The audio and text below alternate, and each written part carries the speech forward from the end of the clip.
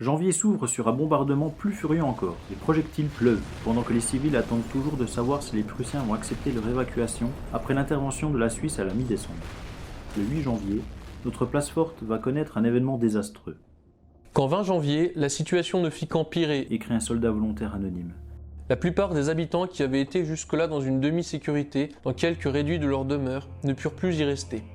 Alors furent plus nombreux que jamais les malheureux sans asile, qui se réfugièrent dans les cryptes de l'église et les caves de l'hôtel de ville. Dans ces sombres et immenses allées souterraines étaient entassées pêle-mêle les familles pauvres. La vie et la mort s'y côtoyaient. Les cris des nouveau-nés répondaient aux gémissements des malades et rompaient le silence des vieillards. La misère fut grande en ce moment. Les habitants ne savent toujours pas quand les civils seront évacués. Alors, le préfet Jules Grosjean et le maire Édouard Mény demandent au colonel Aristide Denfert-Rochereau d'intervenir auprès du général prussien pour accepter la demande de la Suisse. Dans sa réponse au maire du 7 janvier, le commandant de la place explique sa règle de conduite. Être implacable vis-à-vis de l'ennemi, quand il est debout et en armes sur notre territoire, ne lui demander aucune grâce quelconque et n'en accepter aucune de lui. Les conditions de l'évacuation qu'il a fixées n'ayant pas reçu de réponse de la part du général prussien, les choses doivent donc en rester au point où elles se trouvent. Dans la ville coupée du monde, des nouvelles finissent par arriver, mais sont-elles fiables? Le soldat Édouard Dole les recense dans son journal. Versailles est occupé par les Français. Le quartier général prussien est à Metz. Paris est débloqué côté ouest. Bismarck a été fait prisonnier après une tentative d'assassinat par des Allemands. Le général Bourbaki a été tué. Tout cela est faux.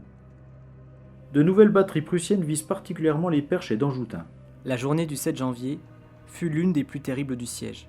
explique le lieutenant Léon Belin. Le feu de l'ennemi, d'une violence incroyable, enveloppait dans son réseau meurtrier la ville, les faubourgs, les forts et les villages de Pérouse et de Danjoutin, qu'occupaient toujours nos troupes. L'ennemi fut acharné. Il bombardait avec une véritable rage. C'est un prélude à l'attaque de Danjoutin menée par les Prussiens dans la nuit. Vers minuit, par une nuit obscure, quelques coups de fusil peu nourris et très intermittents se firent entendre à Danjoutin. Pérouse, les Perches, la gare, Bellevue, mis en éveil, s'apprêtèrent à agir en cas d'attaque du village. Mais ces petites fusillades maigres et décousues semblaient correspondre seulement à quelques échanges de coups de feu. Raconte Édouard Thiers, Sostène de la Laurencie. À 1h du matin, un sergent vient du fourneau prévenir le commandant supérieur que Danjoutin était attaqué par des forces énormes et complètement cerné. L'alarme est donnée. Des messages sont transmis par télégraphe aux Perches et à Pérouse qui répondent qu'aucune attaque sérieuse n'est en cours.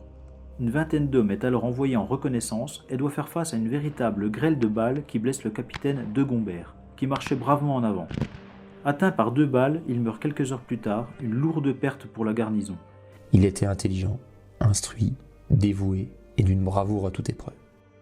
La nuit se passe. On attend des messages qui n'arrivent pas.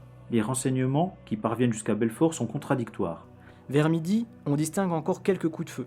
écrit Léon Belin. Certains officiers du château sont convaincus qu'une partie du village est encore au pouvoir des nôtres. 2 heures après, l'on voit, du château, nos malheureux soldats de Danjoutin défiler entre 2 rangées de soldats prussiens. Ils étaient prisonniers de guerre et Danjoutin était perdu pour nous. Nous venions de perdre, après 65 jours de siège, notre premier village retranché, contre lequel l'ennemi avait échoué plusieurs fois. L'effectif des tués, blessés et disparus était de 698 hommes et officiers. Constate Édouard Thiers, Sostène de la Laurencie. L'effet moral un peu décourageant produit par la perte de Danjoutin fut heureusement compensé par l'arrivée d'un douanier nous apportant une dépêche du consul de France à Bâle. Le colonel Denfert-Rochereau s'empresse de faire connaître le contenu de cette dépêche. Le général de Bressolles avec 40 000 hommes à Besançon, Bourbaki avec toute son armée, 140 000 hommes entre Dijon et Gray, Garibaldi l'accompagnera avec 12 ou 15 000 hommes.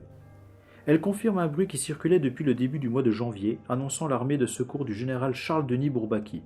Cette fois, la nouvelle est vraie. Grâce à elle, note le soldat volontaire anonyme, La pénible impression causée par l'affaire de Danjoutin ne tarda pas à se dissiper.